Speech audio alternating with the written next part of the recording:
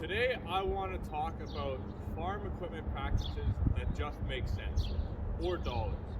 These are things that if you implement, you're going to increase efficiency, you're going to lower downtime, increase your bottom line, and it's just going to optimize your whole operation.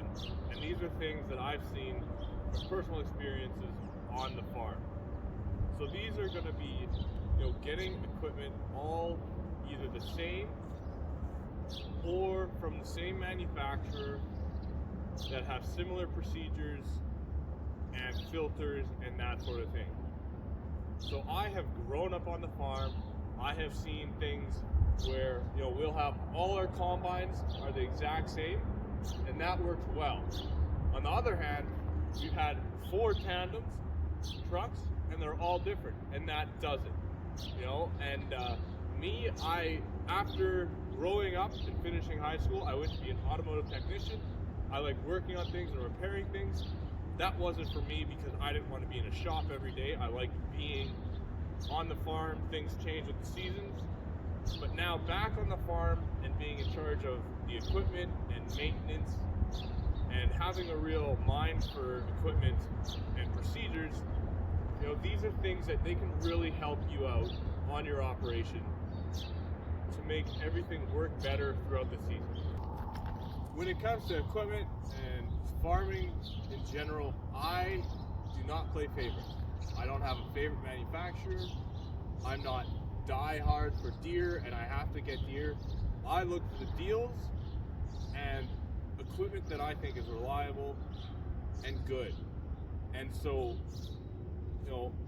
I'm not telling you to go buy John Deere specifically. That's not it. But if you're going to buy a tractor, we have a bunch of versatiles. So we have an 875, 895, 936. That was the tractor that we saw fit the operation. So if you're going to buy one tractor and you need 4 of them, buy all the same style. Because then when it comes to maintenance and procedures, you don't have to learn how to do the procedure 3 or 4 different times. So when I was in automotive, they told me the first time you do something, it's going to be twice as long as book time. The second time you do it, you're going to be at flat rate. The third time you do it, you're going to be making money because you're going to be coming in under flat rate. The whole goal on maintenance and equipment is to get it done as fast and efficiently as possible so that you can go through everything in the off season and then be ready to roll when it comes down to it. So, everything needs to be repaired and worked on, but the more you have to do it on one piece of equipment, the more you learn.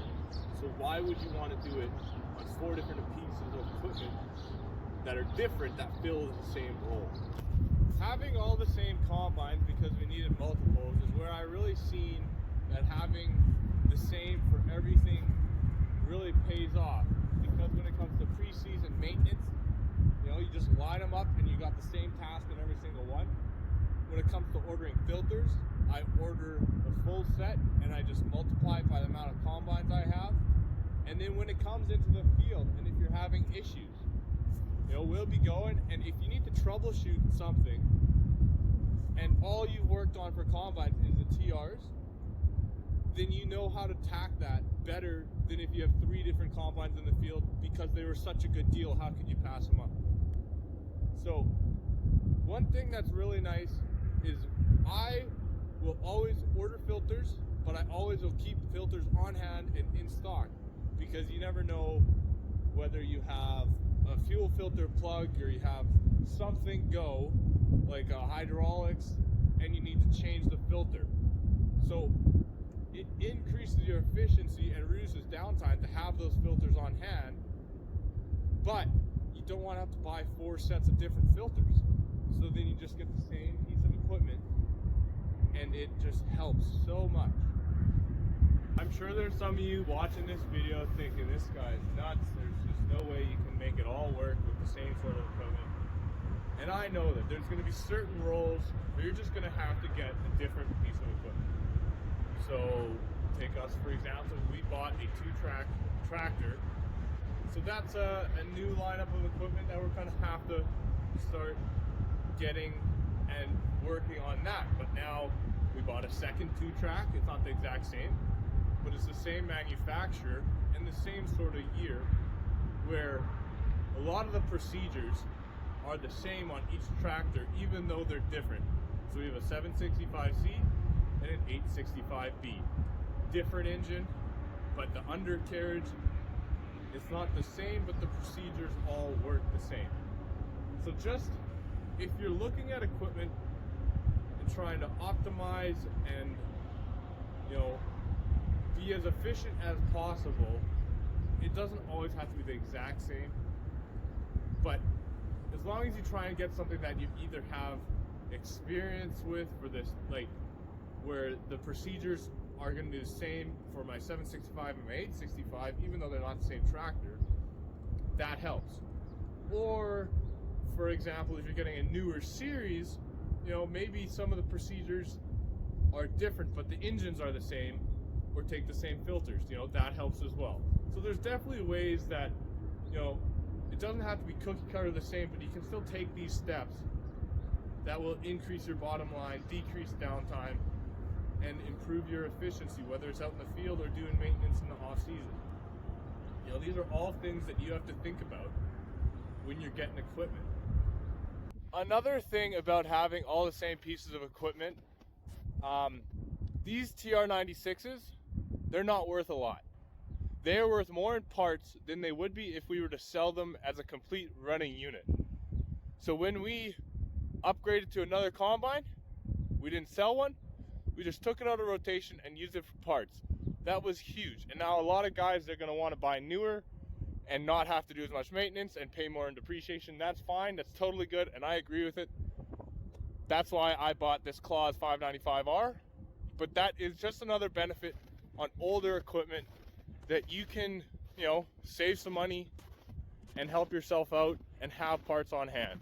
Having multiple sets of the same piece of equipment to do the same job just makes sense, because you're stocking less parts and filters. You have more knowledge on the one piece of equipment, so you can do any task you need to on that piece of equipment. You can do it faster, more efficiently, and get that job done quicker and move on to the next thing, because there is no shortage of things that farmers need to do on their farm, and there's so many things that you can make more money doing than spending time working on equipment. And also, if you have downtime or something go down in the field, when you're trying to be out there working, the last thing you want to be doing is spending time trying to figure out how do you take it apart, whatever. If you have all the same pieces of equipment, you know how, you probably have the parts in stock, and it just allows you so much more flexibility. I really think from personal experience that that's the best way to go about it. It's easy to say, it's a bit harder to go in practice when you're trying to go out and buy all these things and find that lineup of equipment that works. But if you take some time, you don't have to buy the first thing that comes along, but definitely keeping that in mind when you're creating your fleet of equipment can increase your efficiency, reduce downtime, and increase your bottom line.